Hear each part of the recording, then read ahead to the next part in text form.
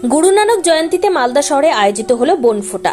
শুক্রবার সকালে মালদার উঠোনে এই কর্মসূচি আয়োজিত হয়। রীতিমতো মন্ত্রোচ্চারণ করে বোনেদের মঙ্গল কামনা করেন দিদি বোনরা। এক মহিলা সুদেশনা মৈত্র জানান, বোনদের মঙ্গল কামনায় 4 বছর আগে আমরা এই কর্মসূচি নিয়েছিলাম। এবছর আমাদের এই কর্মসূচি 5ম বছরে পড়ল। সাম্প্রতিক সময়ে যেভাবে নারী নির্যাতনের ঘটনা সামনে আসছে, তাতে দিদি বোনদের একে অপরের পাশে থাকতেই হবে। আরেক মহিলার দাবি, ভাইয়ের মঙ্গল কামনায় অনেক উৎসব থাকলেও বোনদের মঙ্গল কামনায় তেমন উৎসব নেই। সেই চিন্তা ভাবনা থেকে আমরা এই কর্মসূচি নিয়েছি।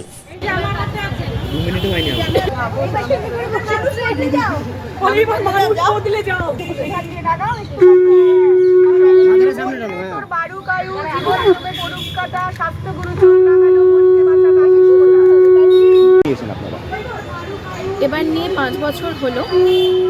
ঘটা করে শাস্ত্রে, ক্যালেন্ডারে, লোকাচারে যা সব নিয়ম হয় সবটাই পুত্রের জন্য, ভাইয়ের জন্য, স্বামীর মঙ্গলের জন্য।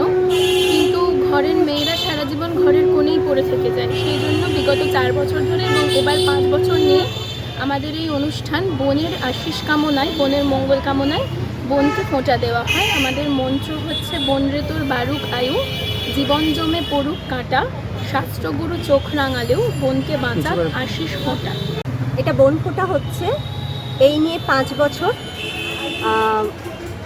আর বনফোঁটার জন্ম হচ্ছে আমাদের, মানে আমরা মালদা শহরের বেশ কিছু মেয়েরা মিলে শুরু করেছিলাম।